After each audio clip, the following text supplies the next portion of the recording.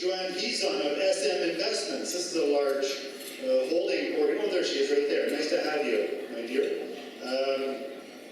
Richard McGonigal of RCG Group is here. Glad to have him. Richard Diaz of Asian Tiger.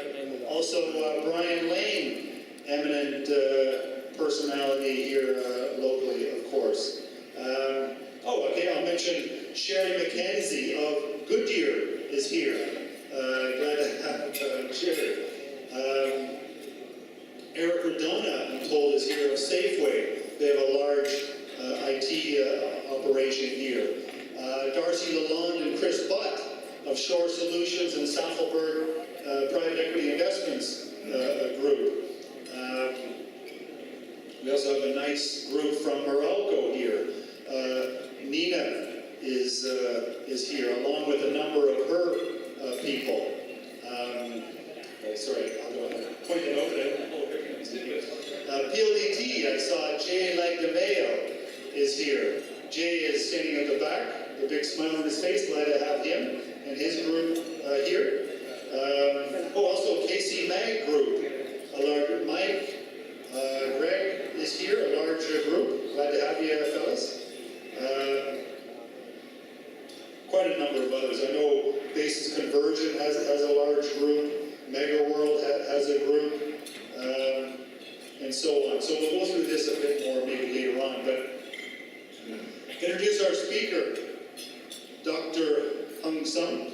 He worked for many years in the United States, for 20 years there, from the telecommunications industry with large organizations like AT&T, US West, and so forth, and returned to Korea, his country, during the depth, around the year 2000, during the depth of their Asian crisis downturn. And I know I was there doing some work around the same time. Didn't meet our speaker, of course, then, but it was quite an interesting time. I remember being in an office, a number of times being in offices, and outside there were large protests going on, and in Korea, it's quite interesting because their protests are very organized in how they do them. And I remember that the city had very beautiful people, and they were very willing to help. It was sometimes difficult on the communication, but very helpful and very disciplined people. But the city itself was not, at that time, very organized and attractive place, but I understand now all reports indicate that the city has been transformed and some of these other parts of it have been changed, and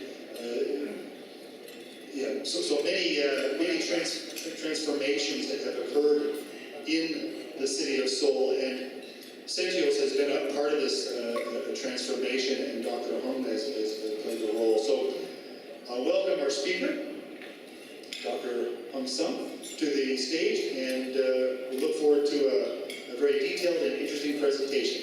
Thank you.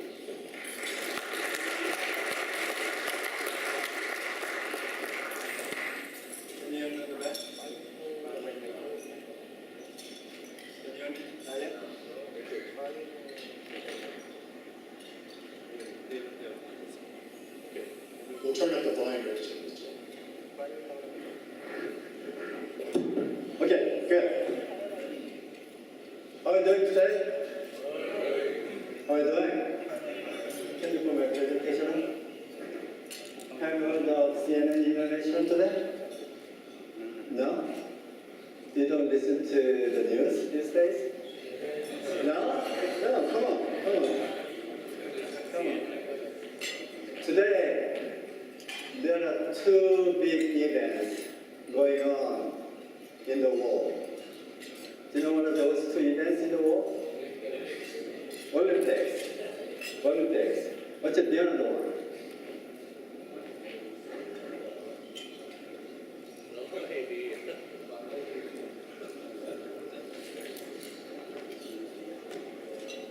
It's a calculator now. Oops.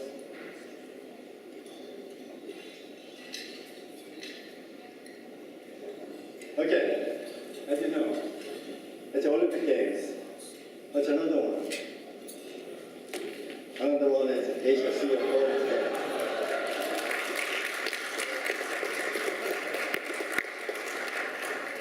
So speaking of Sochi Olympic Games, Korean ice skater who was supposed to have gold medal lost last night to Dutch there. So let's give them good applause for their medal. But if you take a look at this logo of Sochi Olympic Games, do you see any difference from last two Olympic Games, one in London and one in Vancouver? Can you identify some difference in Sochi Olympic Game logo? Do you see Sochi.ru? Do you know what does that mean? That is a web address of Russia.ru. So even Olympic Games put IT flavor of this, the biggest event in the world. So now, what it tells us is information technology or internet world or broadband world is in our side, in our daily life. So this is a beautiful Olympic game with the logo, with internet address, Sochi.ru 2014. So that's what I'm going to talk about, how our lives have changed with the internet or broadband capabilities. We are enjoying every day with our handset or mobile handset, or while you're looking at surfing through the internet, what makes your life better and smarter? So take a look at this. That is a little fishing village in 1882. Quiet, poor, just a couple of fishing boats. 30 years later, the same place got more fishing boats, more business there. That's at 1914, 30 years later. But can you guess? 100 years from that time, this is where the same place transformed from fishing village to the very modernized, the new city. That's what I'm going to talk about today. How we, Koreans, transform ourselves from, as you know, Korean War to today. There are two countries in the world that have good changes over many years. One country in 1961, 50 years ago, our GDP was just a third of the other country. A third of the other country. So $92 per person versus $270. In 1973, it got changed. Another country took over the other country. And now, last year, 2012, it was over $22,000 versus $2,600. Now you know what are those two countries. Through the Korean War, thank you all Filipinos here, you fought for us. You sent about 7,000 troops to Korea right away and fought for us, and you won it, and you helped us to build Koreans from their scratch to where we are today. And now, over the summertime, or many months ago, when we have a big typhoon coming over, then we send our troops back to Philippines to contribute back to our debt to you. So hopefully, Korea and Philippines got together to rebuild these victims and the place to make a better place today. How we did this lasted almost 50 years. Probably you know in 1961, our GDP was just $92. At that time, we didn't have enough money to even build our nations at all. So we came to Philippines, we went to the United States to get funding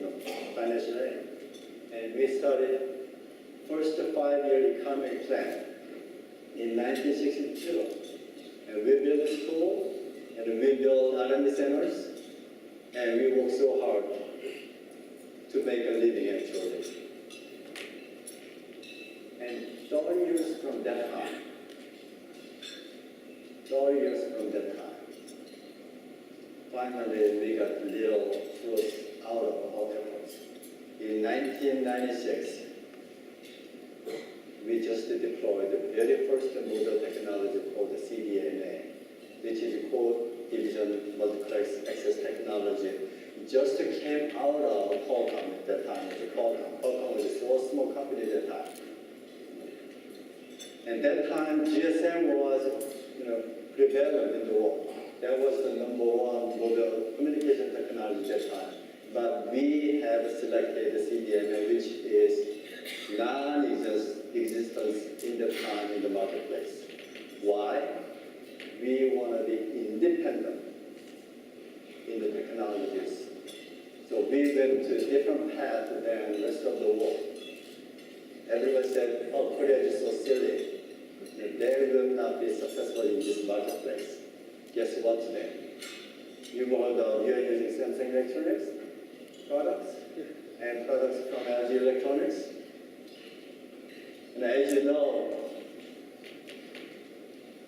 Sony got almost at the jump on the stage last week.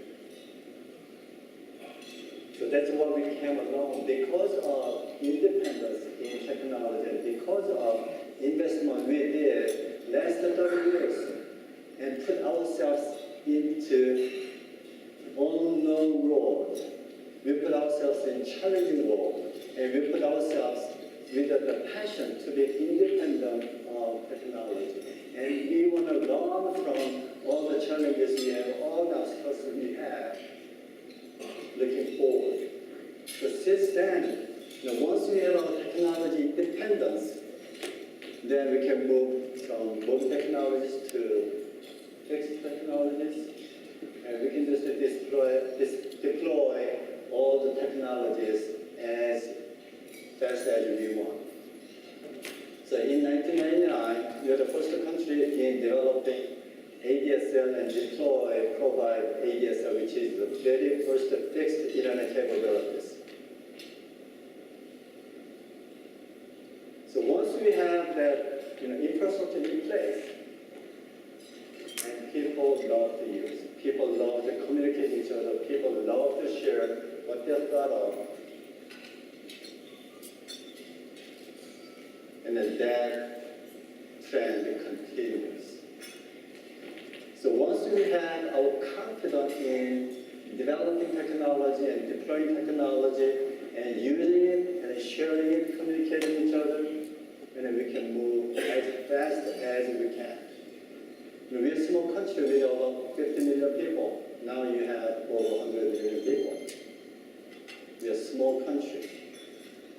And more than 50% of people are living in an apartment complex, so it is easy to deploy all broadband capabilities with ADSL technology, fiber optic cable technologies, and so on. So in 2006, we put ourselves, we spent many resources to develop the very first fourth generation technology called WiMAX, or now WiMAX, which is the biggest competitor at that time with wideband CDMA. So Korea was a front runner with fourth generation technology, which is faster than that time fixed broadband capability with over 100 megabits per second over the air. So that motivated GSM World to move faster from 3G technology to fourth generation technology, which is called LTE these days. So with the fixed broadband capabilities and wireless broadband capabilities, we change our world of our daily life, watching TV over the air to TV over the internet. We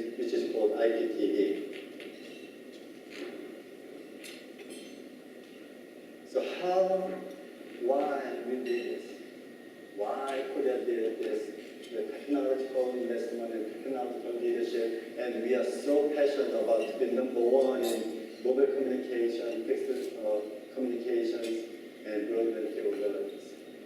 The reason is information and communication technology is the foundation. It's a motivator of Korean economic growth. So this is one of the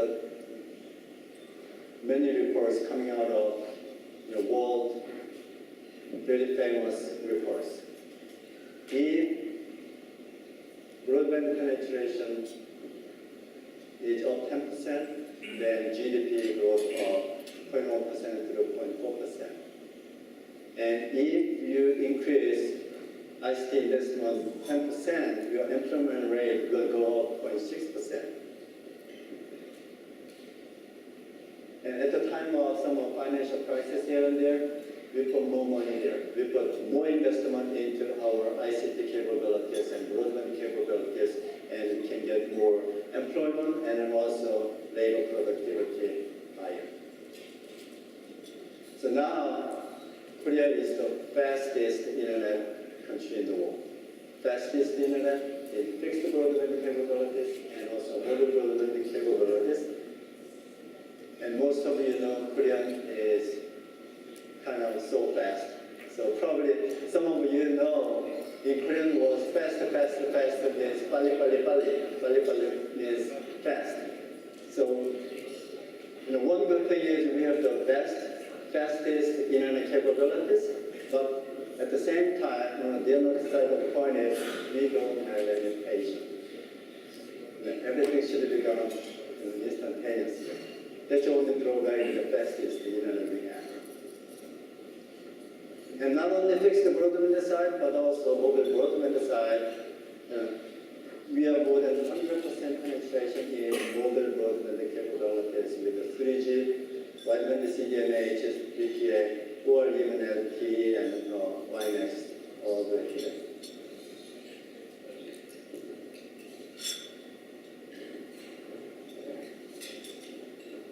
So with those broadband capabilities in fixed side and the mobile side, this is World Economic Forum issues, global competitiveness in country level. Korea was number 25, just behind Malaysia, and Philippines was at 59th rank. That is the competitiveness with many different factors in country level. So countries should be competitive enough to motivate talents from global marketplace migrating to this country. So still, Korea needs to be a better place for working, for investing, and for living. But now, will it be enough to bring attracting a lot of good talents and good business into the country? Now we change the paradigm. It is not only the country, but also more importantly, the city be globally competitive enough to attract more talent. So one example, New York City area, we call global New York City. The growth, domestic product of that New York City in 2010 was almost $1,300 billion. $1,300 billion. It is too big number, so it is not to our heart. So let's take a look. Korea was a little over $1,000 billion in 2010. So total country, the Korea GDP was smaller than Metro New York City altogether. But you know how big the Korea is. So take a look. One city gross product is larger than all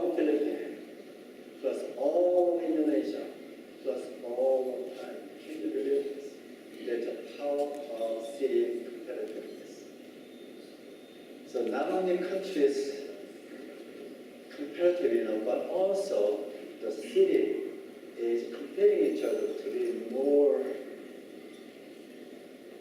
competitive in attracting people and attracting businesses and so on. That's why we are focusing on city. So Seoul is on 15th, and Manila is 79th. Last year by the Economist report. So hopefully, Seoul and Manila, Makati, we all work together to make our cities more competitive, to attract more people, better people, and also good businesses. But as city is growing, and you see the trend in the world, people want to live in the city. So people are moving from rural areas to urban areas. So now, more than 50% of the population in the world are living in the cities, and also the mega cities, where more than 10 million people are living. The number of mega cities are growing. And even in China alone, there are over 200 cities with population of 1 million people. So it's growing. But it is one of mega trends in the world. Urbanization, people want to live in the city. And population aging, Korea is number one in population aging. And globalization and also convergence between industries and many different world is converging. A good thing is Asia is leading this urbanization. More cities, the people are coming into it, and they're growing the number of cities in Asia because we have a big population in Asia. But there is another side effect. As people are coming in, and Manila and Makati and Bonifacio, you all see this congestion in traffic. You come to Korea, we can give you good traffic conditions. It's horrible actually.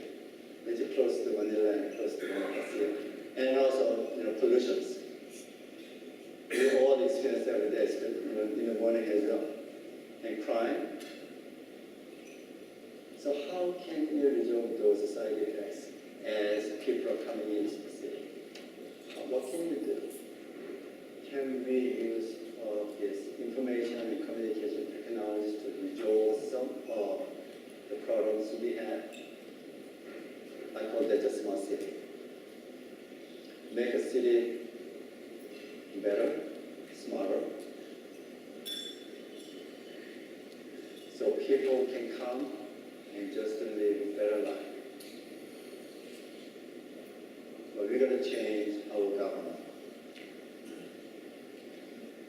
The government should be transparent. Government should be more efficient with ICT technologies, so they can do better planning, a better way of handling all the paperwork and permissions and business-friendly and citizen-oriented work. And the main reason people want to move to urban city is they want to get economic benefits. I say economic prosperity. They want to live better with a better infrastructure. At the same time, we've got to give the city with good conditions to our generations after generations. So we've got to keep our planet very, very low sustainability. So these all things can happen with information and communication technologies contribution there. So that's what I call, with the smart city and with the ICT capabilities, the people in the city, in the space, will have smart real life.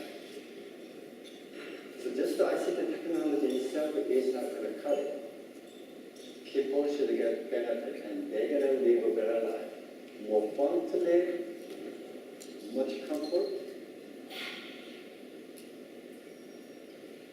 and much safer to live there. With ICT technology's contribution and capabilities, yes, we can. Yes, we can. So let me just give you a couple of examples in the next couple of slides. With the safety and securities. You can just put your kids in the playground, the neighbor there. They can play anytime, and they can go to school with no concern about their safety and security.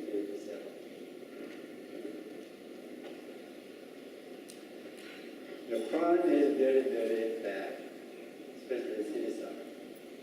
Ghettos and a lot of downtown areas, it is getting into slum.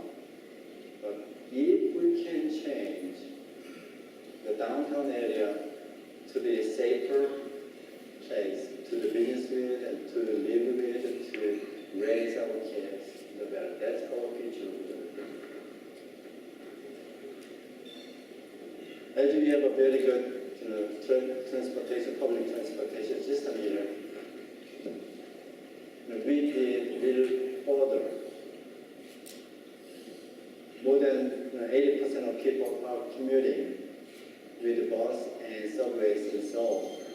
So we gotta give them the information when the bus is coming, when the next bus is coming. So you gotta ride on this one, or how long you gotta wait for subways, and while you are riding on bus or subways, you can surf through the internet because there is a Wi-Fi and mobile broadband capabilities. So while you're commuting with the bus and subways, you can walk there, or you can play with it, and you can communicate with your loved ones. Another one is a bus card. This transportation card can be used for buses and subways interchangeably. So you can transfer from bus to subway, and with one card you can just go through it without additional cost. With a one credit card or bus card, you can communicate all Korea. So you don't need to pay multiple fares because our bus information system is already in place nationwide. So not only those cards, but also many different types of cards you can get, you can enjoy. And now it is in the hands of too. And also education.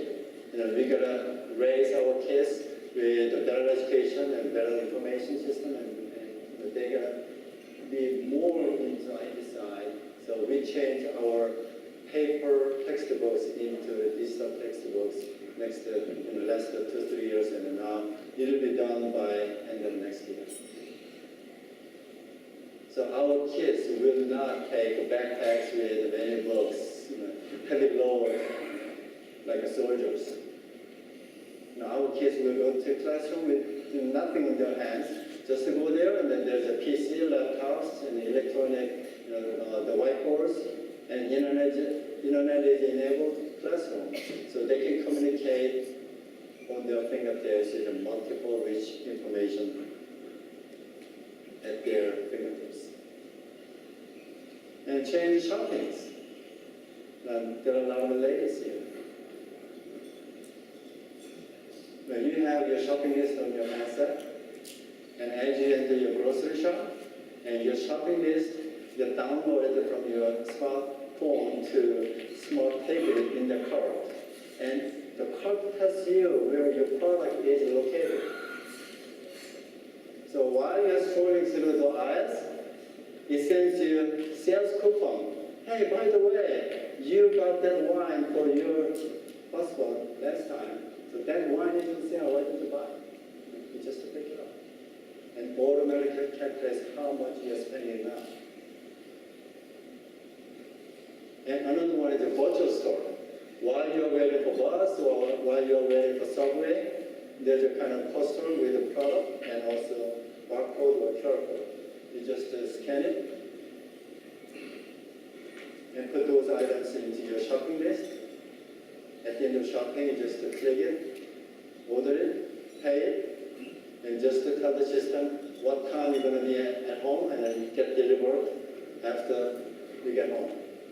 So that's a grocery store.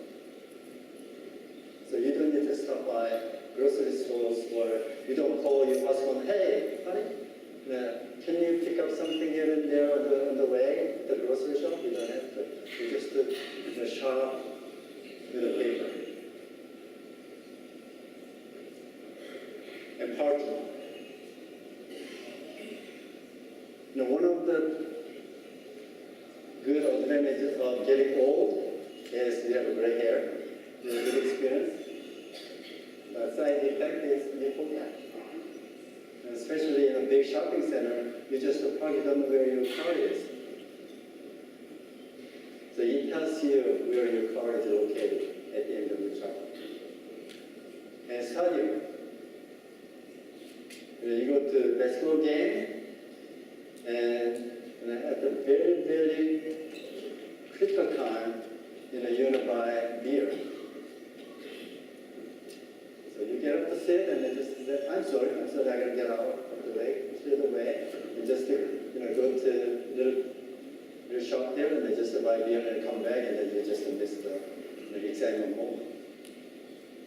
But with this smart study technology, on the set, you can just order beer, chickens, whatever you want, through your handset, and the patronist will just deliver that to you, because there's the automatic the payment system and also ordering system at the set. So you don't need to get up to get full glass of beer. And then just you can watch instant play on the handset. You don't need to wait for big screen to show new things. And not only those, a lot of technologies will change our lives in hospitals and medical centers, and also even movies, movie theater. It takes only 4 hours from Seoul to Manila or the airplane. Can you believe how many people are watching movies on their smartphones, not AV systems in the airplane? Take a look who those people watching movies on their smartphones.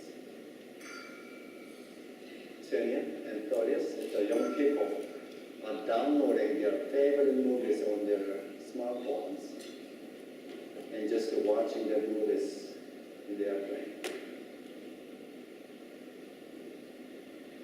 So that's one customized applications to each of us. Each of us have different look and different characters and different favorites. So that's what it is. We are living in the same city, but each of us will have totally different services, custom to you, and make your life smarter and greener. Not only that, machine-to-machine speaking. Sooner or later, we'll have a chip on our body. So if something happens, somebody will come up with a scanner, not medical equipment, to know who you are. Just to scan it. Oh, this is Hong Song. And blood type of, he is 175 centimeters and 60 kilograms and so on. So they will know better about you than yourself. It's scary, right?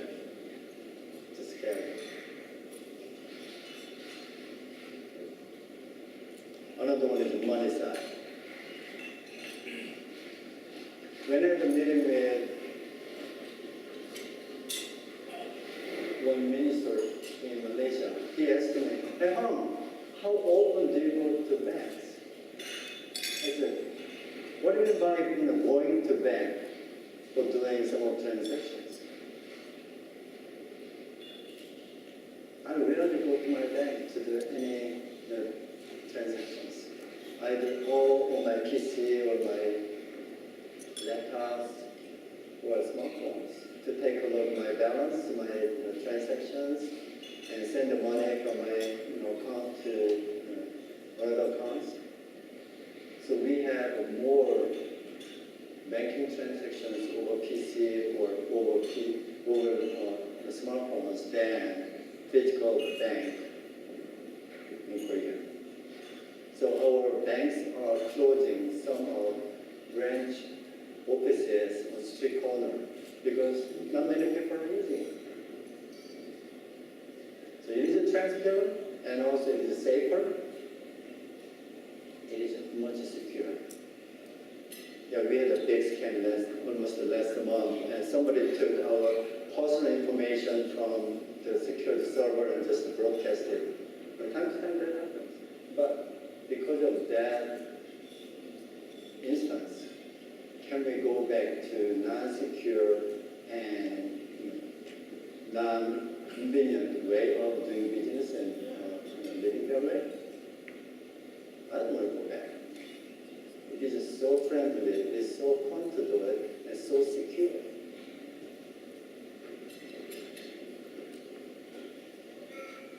So Korea went through a lot of turmoils and a lot of challenges here and there, and finally we decided to make our city smarter. So Korean government got good initiative of building smart cities all over the Korean world. So one of the best and the latest one is so-called Incheon Free Economic Zone Smart City in Korea. That is located about 20 minutes from Incheon International Airport. And with that international airport, there are 61 cities with more than 1 million population there, and can be reached in 3.5-hour flight. There are 2.5 billion people living there. So it's a very good location there. So this IFES consists of 3 locations. One is Yeongjong area, which is Incheon International Airport is located, and Cheongnyang, which is financial focus district, and another one is Songdo. Songdo is for biotechnology, information technology, and education focus. So we are trying to build a smart city in Songdo and also IFES, so we can move from this smart city capabilities to nationwide more opening up information. We call Web 3.0 government. With a new government just came in and they want to disclose more information, more public information, and more data for people to use to the business with to create more application services. So Korea is going through IT-centric to smart capability-centric world. So once we have a lot of data in place, we can do very, very focused advertising and then also lots of analytics to do better business with that. So that's what my company is created by KT, number one Korea telecommunication, and also Cisco, number one IP network company in the world. They see this as small space, smart city and smart buildings capabilities as a new trend and a new industry they're going to be on. With the KT's smart city capabilities and smart city operation know-how, with Cisco's good IP-centric network solutions, we got together to create my company. So that's what my company will be doing, smart services offering in smart city and smart building space. So this is what we're going to do. Based on telecommunication infrastructure side, and we provide smart services and also build integrated operation among services to provide better smart, and greener life for all. So you can have many different telecommunication infrastructure, IT technologies and communication technologies, and you build the basic. And we provide lots of service solutions. And not only service solutions by itself, but how we integrate them together, how we converge them together to give you better services and smarter services. That's what integration operations center is all about. We change offline process to online process to make a government more open to it, and then more better communicating among departments and among businesses and among citizens. So if Korea Age 1 refers to you to put more emphasis on ICT technologies, then this tells you how important ICT technologies for GDP growth. Now, our ICT contribution to GDP is about 17%. And our ICT export is account for more than 28% these days. So the more ICT capabilities, the more economic growth we have and more exports from our side. So last almost 50 years, from the very, very primitive country to now it's a very smart Korea. So our government came through the very early stage of investment with a good vision and make it work and educate people and working with R&D centers and private companies. So we work toward IT Korea, and then also with all the infrastructure we have, we are the IT Korea in the world, and #1 country in the world having very good ICT capabilities. Now with those foundation, with a lot of creativity, a lot of cultural stuff, and a lot of different services, we are changing ourselves to become smarter Korea. So not only we have just a good economy, but how can we make our economy better, more creative, like the United States, with our own culture, with our own technology, and moving forward. That's what we are doing, and my company Centio is fulfilling that in Korea and also in the nation. That's why I came here in the Philippines. But I'm coordinator to the business in the Philippines. I need a good partner. That's why I have selected ASEAN City as my good partner. So we have a joint venture called UC Technologies, established in last July. So I invest, and then also ASEAN City invest. Being the Centios, I have a good investment from KT and Cisco. So this is a good combination of Philippine local and also Centios, and Korean backup, and then also global investment from all together as a joint team. So it is my pleasure to have ASEAN City as a flagship and foundation in the Philippines. So through ASEAN City and through this UCT Technologies, I'm here to work with all of the other partners to make this Philippine and also Makati and Bonifacio and the club to become a smaller city. So that will be your springboard to become Philippine on another level. But now for you, for your family, and also your children after children after children. I showed that I started with fishing for village in 1860s. At the time, in Manila Bay, there was a big battle between American troops and Spanish troops. There is a USS Patrol in 1898. Manila Bay was that time that way. About 8 years later, the Manila Bay became peaceful and good beach. Now, as we transform our Songdo from beach to a small city, 100 years. Now, as a city, we planned the area and to make business district there.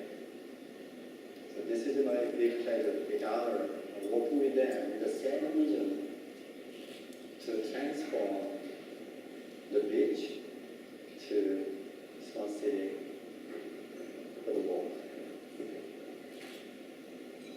So it'll take many years, all day up to this. So I share our experience in Korea, especially in Songdo, how we transformed from very, very peaceful beach or fishing place with a lots of rubbles and sands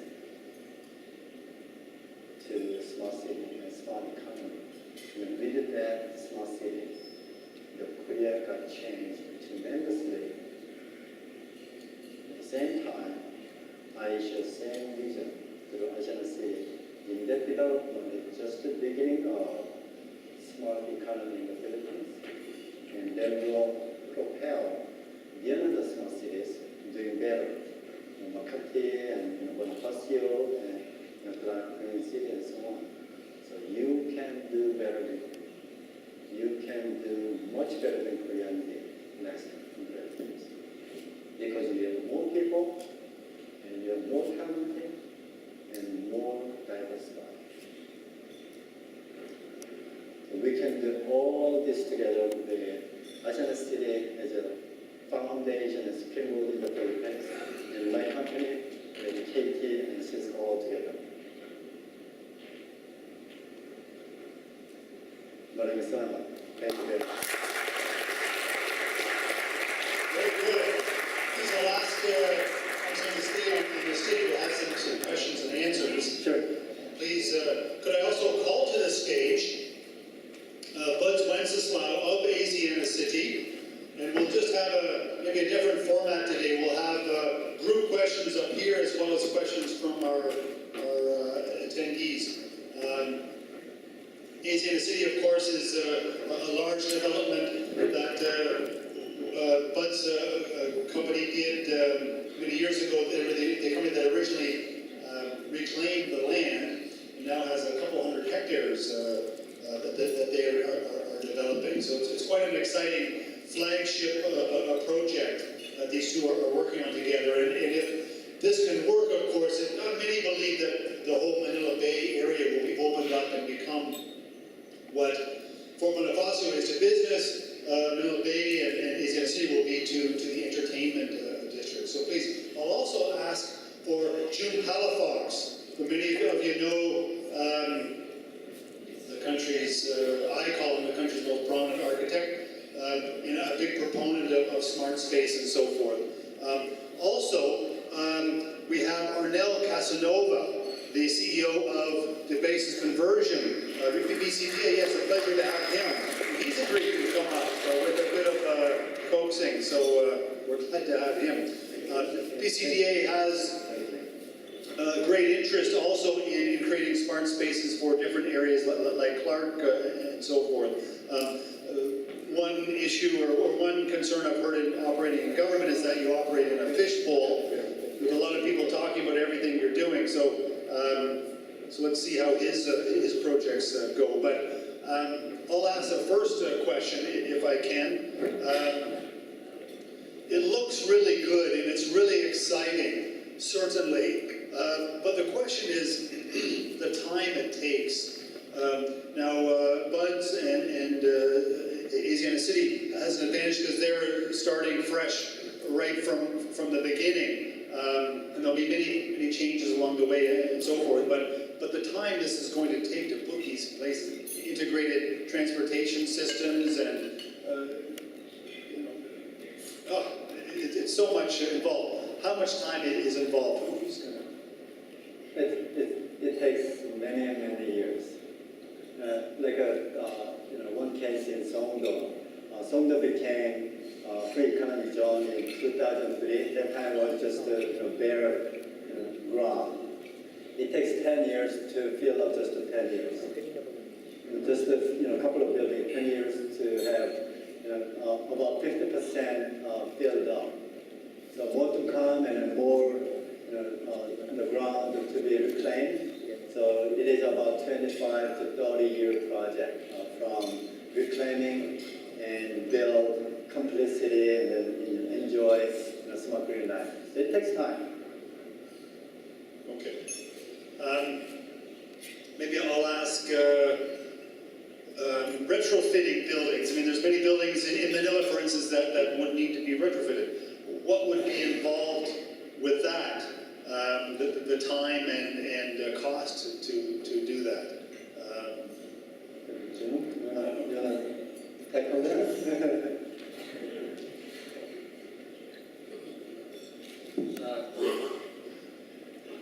I think it could be done faster than we think. And especially if we have the necessary as-built drawings and not just do it smart, but maybe retrofit them also as disaster resilient. Mm-hmm. So it can be done together. And if I may make a suggestion, Richard, one important thing that could be done with this technology is our permits and approvals. Because outside PCDA, if you are a developer, contractor, it takes 32 signatures to get approvals for land development, 12 signatures to get for building permits. With these smart government approvals, it can be done in one day. And we avoid the obstacle course for corruption. Because every signature, nobody may want to talk about it, this room, the elephant in the room. But if we really address more effectively corruption, criminality, and climate change, the Philippines should be in the top 20 economies of the world. Which is what you're introducing now. That would be probably your biggest contribution to this country. Very good. Another factor to that is obviously the economic side of it. In Korea, actually, when I visited Korea and Dr. Song was kind of to host our team, you have these hundreds of buildings that they are actually managing, and it's all coming from basically one IOC. So at the end of the day, it was more economical for them to do all the ICT retrofitting and just have one team manage it instead of each building having their own ICT. Each building having their own management. So it's going to depend on that. Interesting. Perhaps could I ask Arnel Castova to talk about his plans or proposed plans? I know there'll be many changes and so forth, but what do you see in the future for PCDA? Well, I think in our experience in PCDA, as I agree with Chairman Tom, that in order to build a city like what we did in Bonifacio Green City and what we're going to do in Clark Green City, any planner, even whether in government, whether in the private sector, you must have the capacity to move in maybe 50 years ahead. And then hold on to that vision, have a very clear vision of what we want to do, and then work so hard every day, every single day to make that happen. I think there should be a paradigm shift that instead of looking at problems, we begin to look at solutions and then really work towards that solutions. And that solution could be achieved on a multi-sectoral cooperation. It's not that the government cannot do it alone. So building a city would take partnerships, and the government could actually absorb certain risks that the private sector could not absorb in the initial stage of the development. For example, the STEX, the tolling project which we did. With the initial conceptualization of that project, there have been a lot of critics, a lot of naysayers that we could not do it, that it's not feasible. But once we completed it and we held on to that vision, we completed it in record time. You've seen the effect, the impact, the economic impact of that. So I think, and the presentation of Chairman Hong is quite inspiring because we begin to think that we could really do it. And we have done that in Bonifacio Beautiful City.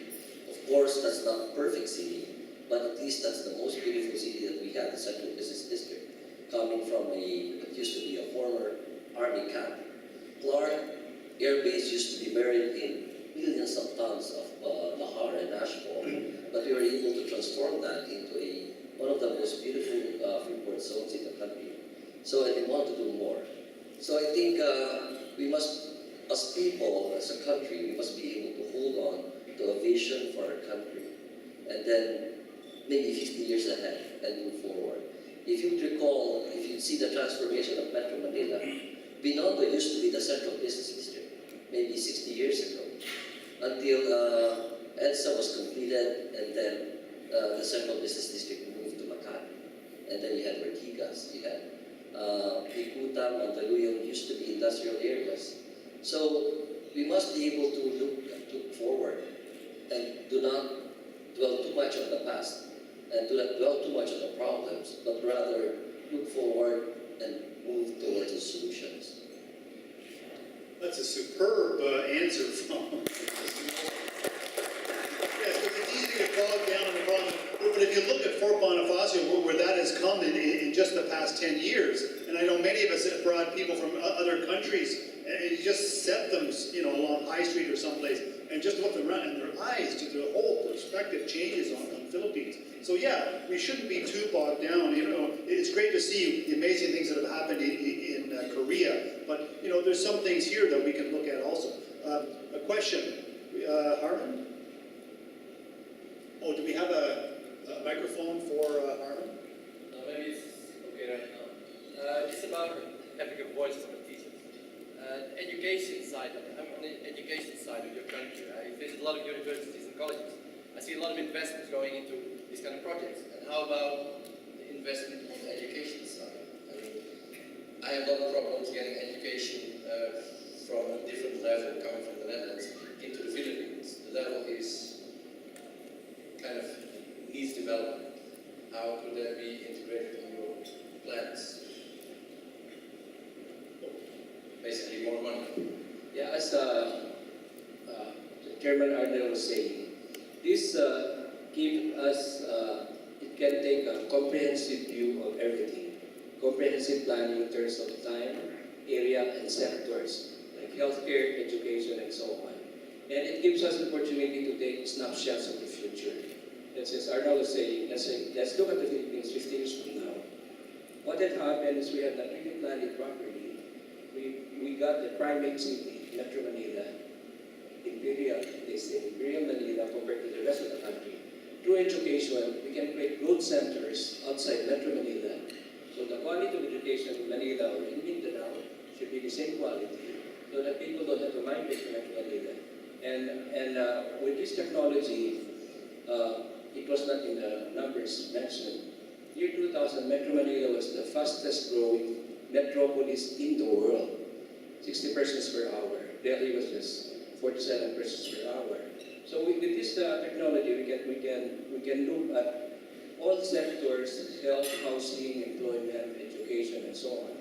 Comprehensive sectors, comprehensive in terms of area, not just piecemeal, comprehensive in terms of time. Because of we plan only every 2 years because of elections. The mayor learns the job in the first year, he does his job in the second year, and the third year he starts complaining again. But with this idea, everything is put on record, scenarios and snapshots of the future, and as Chairman Arya was saying, we can slowly achieve with the long-term vision. No longer short-term and opportunistic, but long-term and visionary. Very good. We have a question from Rick. The microphone's right there. Mark. Can we just get it over? Mark McCullough of KMC Mag. Mike McCullough. Mike, I'm sorry, Mike. My question is for Bud. What's your vision for Asian City?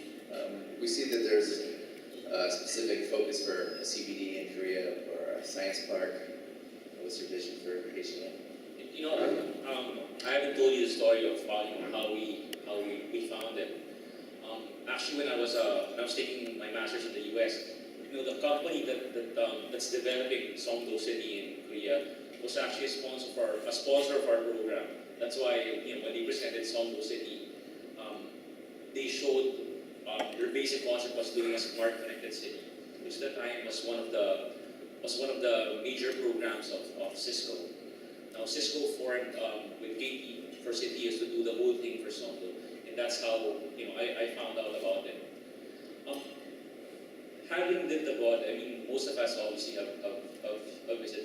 What's the basic common thing that we all notice? We like to walk, whether it's Singapore, Hong Kong, or the US. So that was actually our just main goal, to improve walkability, East for ASEAN. So like right now, our vision is to improve everything pedestrian related. That's why public safety and security is a prime concern, considering the fact that there are several schools moving into ASEAN. Simple things like you want to know what time your bus will arrive so that you don't have to wait for an hour waiting for the bus. Those are the things that we're focused on right now.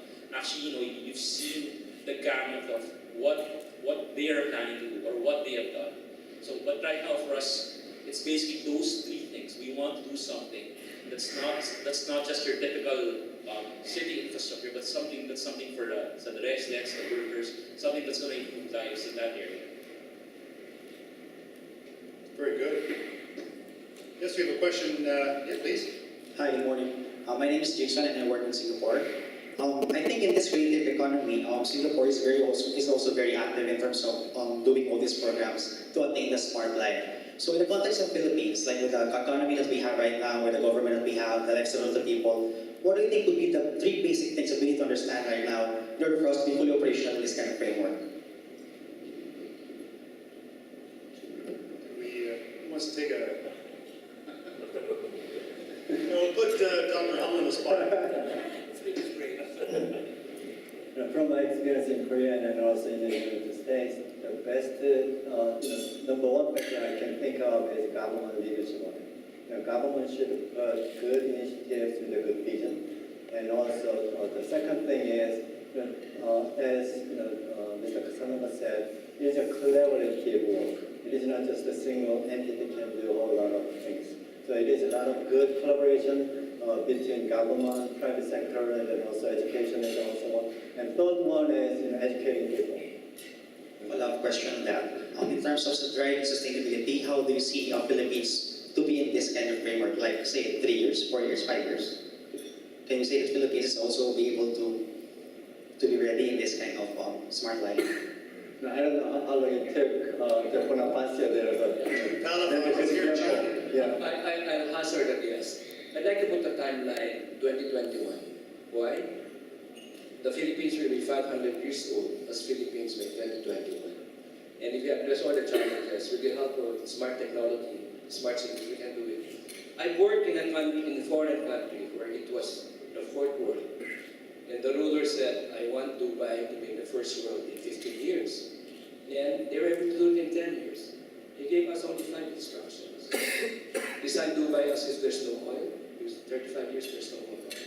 Bring Dubai as a pace-setter city in the Gulf in 15 years. 10 years they were done. So it's really a strong political will with visionary leadership, good planning, and good governance. I think that's what Korea had. Visionary leadership with a political will, good planning, and good governance. Very good. Yes, we have Bjorn.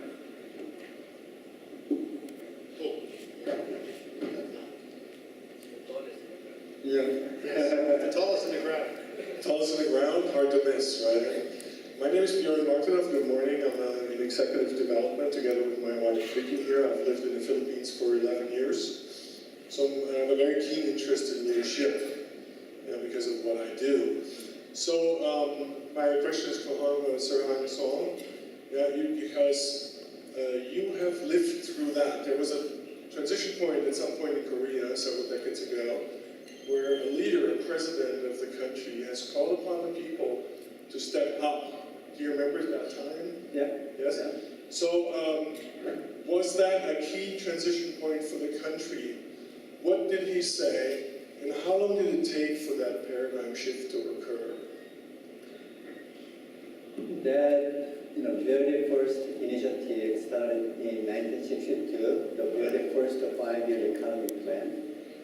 Probably you remember the Saemal-Undong, which transformed our mindset.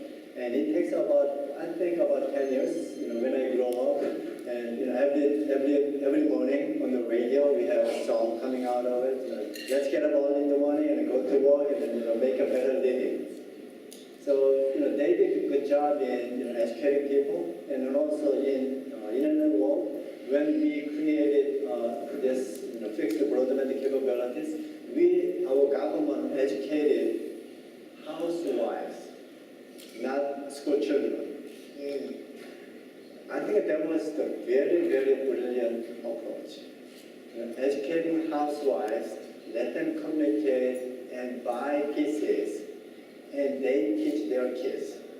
Because housewives, I don't know your home, but in my home, my wife is a king, right? She controls everything, right? So that's brilliant approach. Educating housewives, for them to use, for them to communicate, for them to share information with their kids. So housewives can communicate with their kids much easier than the husband. So is that what brought about the shift where everybody started working 12, 14 hours a day and then go drinking afterwards? No, that was Sort of a hard-working attitude, would you say that was the beginning of it? Yeah, beginning of early 1960s, we are all told you gotta work hard to make a better living. Otherwise, you don't have enough meal. So just to work, whatever it takes, you gotta get it done early in the morning. Before sun rise, and then go up after sunset, sometimes midnight. So we work so hard. And how long did it take to install an inner drive, that inspiration in an entire country, right? Not just a team or an organization, but an entire country. How long did it take from the first time this call went out till you felt like, oh, a major shift has now happened? Was it a year or 2 or 5 years or 10 years? I don't know if it is a good example. Korea is a good example for that because in 1960s, President Park at that time, who was the father of from Park president, some people call him dictator. So we were under him for 18 years, and we didn't have enough freedom to speak out and so on. So it is a side of his regime, but he did such a great job in driving the whole economy from totally different level. Until we had 1988 Seoul Summer Olympics, that was a tipping point from developing countries to developed countries. So we have such good, almost 20 years of disciplinary at the time, and then with the Seoul Olympic Games, we all got together with one vision. Let's make this Seoul Olympic better, the best Olympics in the world, in history. And we all work together with that one single object. So That's awesome. the That's object definitely the is main driving it home. And then we transformed Korea from that point to totally different level. We are so confident after successful Korean Olympic Games. Very powerful. 감사합니다. Thank you. Nina Posadas of Morocco. Hi, Richard. I think I just wanted to comment on what Attorney Architect Palafox mentioned. Definitely, the Philippines can be very, very competitive. But there's a lack of alignment on standard and policies when it comes to permits alone. I mean, that's just the tip of the iceberg. And I think one of the things we know is that there really needs to be a concerted effort. It's just not the government's problem, it's not the private sector's problem. The private sector, obviously, by the fact that all of us are here, and by the fact that people like Wenceslao, they've got vision, we're aligned. But I think the government plays a very big role as being an enabler. And I don't know if this is the right forum to bring it up, and maybe Chairman Casanova can bring this up because you're reporting to the Office of the President. We need the government to be a bigger enabler. Like, for example,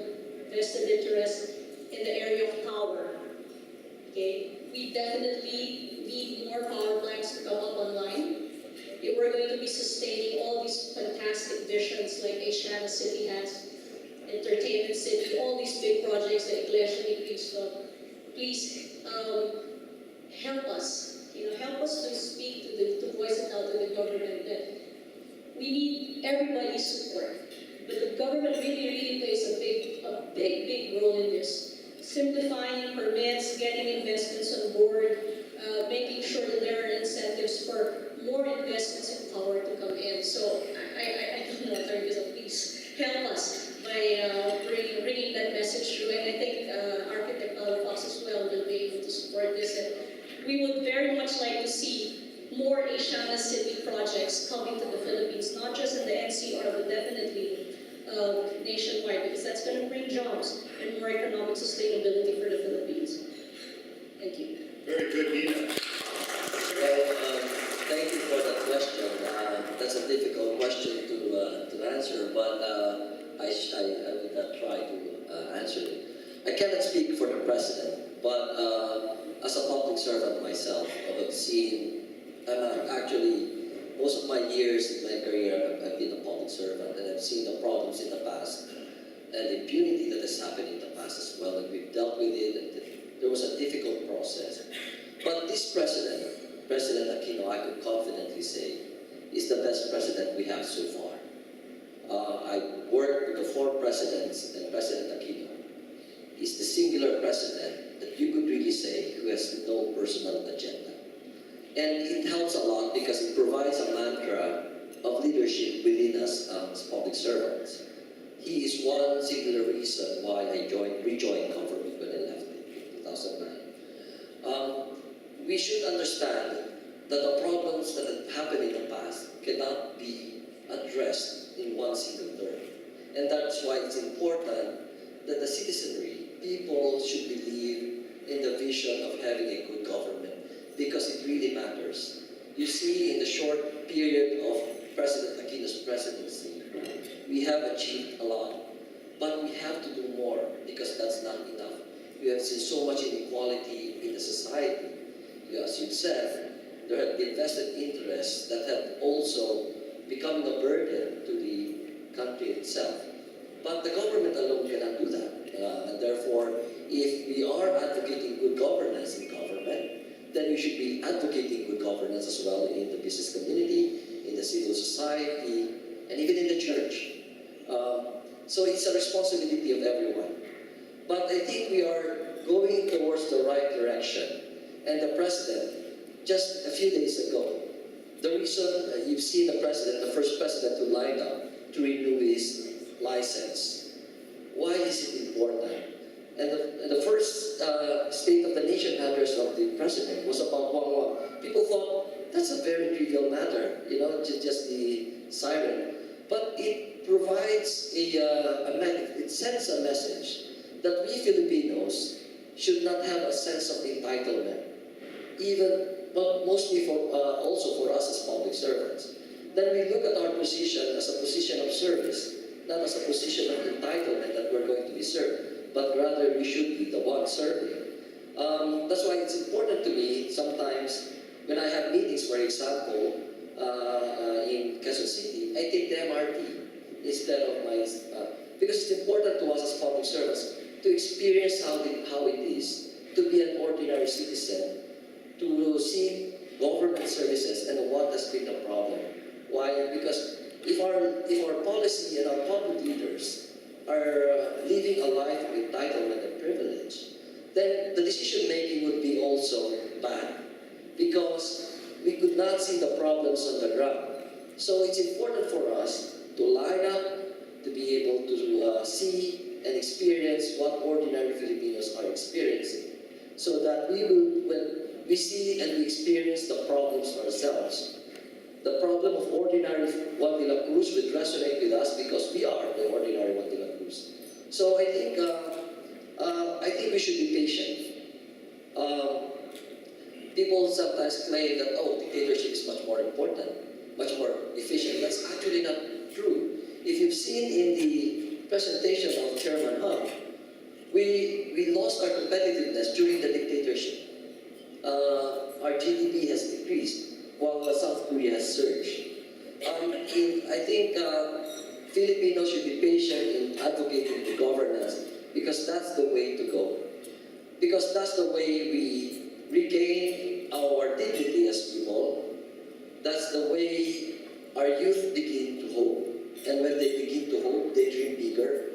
And then when they dream bigger, they act much more committed, so passionately, and they work so hard so that they could achieve their dreams. You know, I was saying this because I used to live in the slums of Fort Bonifacio. So right in my office, I could see the slums where I used to live when I was a young student working in Jollibee. But there is hope, and there is a really an opportunity for us to achieve that. And I think that's a collective effort that we as people should really embrace. So let's support this president, because this president is the one I've seen and worked, and that's a personal testimony from me, that he is the only president I've seen who has that kind of political will, the kind of vision for the country, and the kind of selfless dedication and courage to serve us. But I think as people, we should also do our share. That deserves a hand. He's a good speaker. We have another question. We did have. Where did our question go? Oh, we lost him. Oh my God. Chair, can I share something? Please, yes, June Talabas. Yeah, we talk about corruption. Only 1% of Filipinos are corrupt. But the 98.9% are either cowards or don't care anymore. I have entrapped a BIR examiner. I gave money with fluorescent powder. He got 7 years in prison. And I think 10% of government people are very good. Of course, the 90% can be better.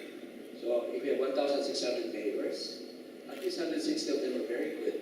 Maybe let's also recognize them. And we should really walk the talk. A few years ago, I gave up $1 million in architect's fee because our client wanted us to destroy 366 70-year-old trees in Subic. And I got a libel case of 50 million pesos. It got dismissed. And the trees are still there. But you really have to be the exemplar, not the exempted.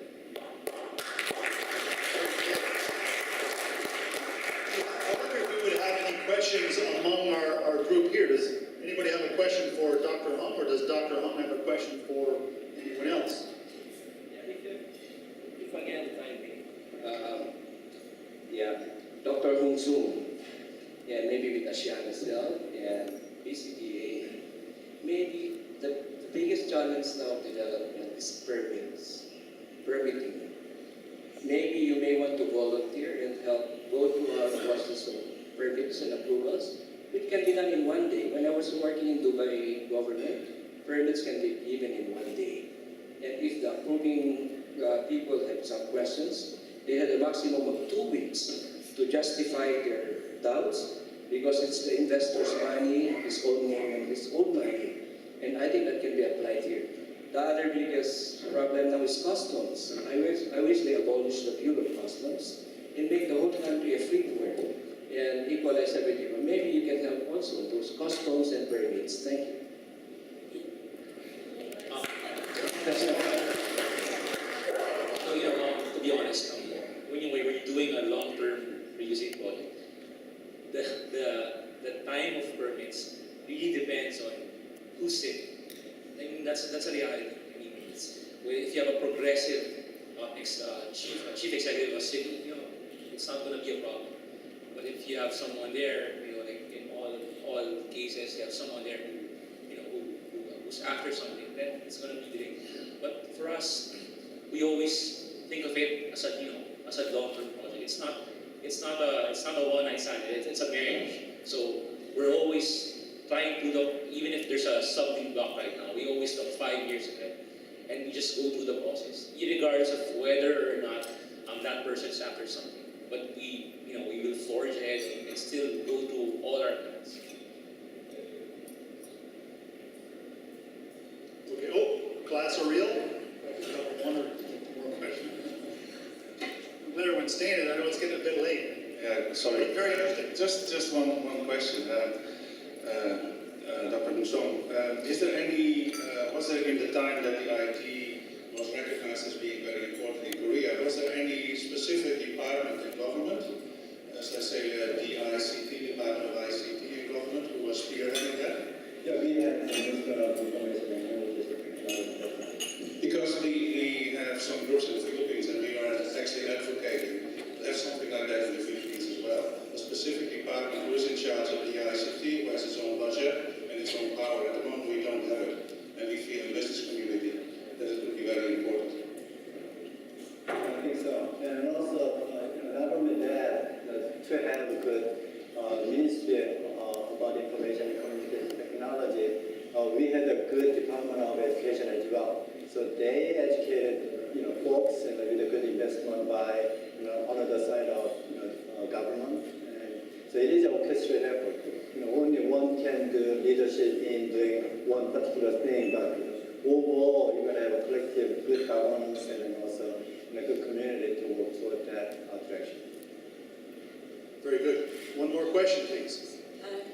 Morning, Dr. Song. I'm architect Laura Rivera from Pag-ibig Fund and also from the United Architects of the Philippines.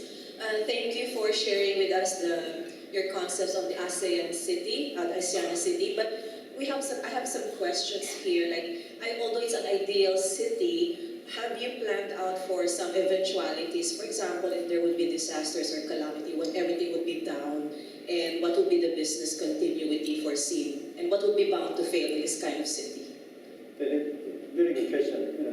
That side, Manila Bay is prone to typhoons and then also flood here and there. So I work with ASEAN city groups. How we plan ahead of it, before it comes and before it is too late. So while we are building buildings and we put infrastructure up there with a good planning and good design. And I think ASEAN city has a very good capability in planning and designing those. Very good. Maybe if I could have one last question to put Dr. Hung on the spot a bit. Dr. Hung, you've seen Manila a little bit, and maybe to speak with your people. They have people on the ground here, of course. I'm sure they give you comments about the city and so forth. Given what happened in Korea, what's the probability of something repeating like that in Metro Manila? Very high. I'm very, very excited about the opportunities in Manila, Makati, and Bonifacio. And actually, the Filipinos did a good job in putting Bonifacio as a good example for that. And Makati is coming along and revitalizing Manila itself to become #1 in good city as you did in 2000. It can continue to. And not just to put one department of government on the spot, but it is all. It is our responsibility to make our city a better living place. You can do it.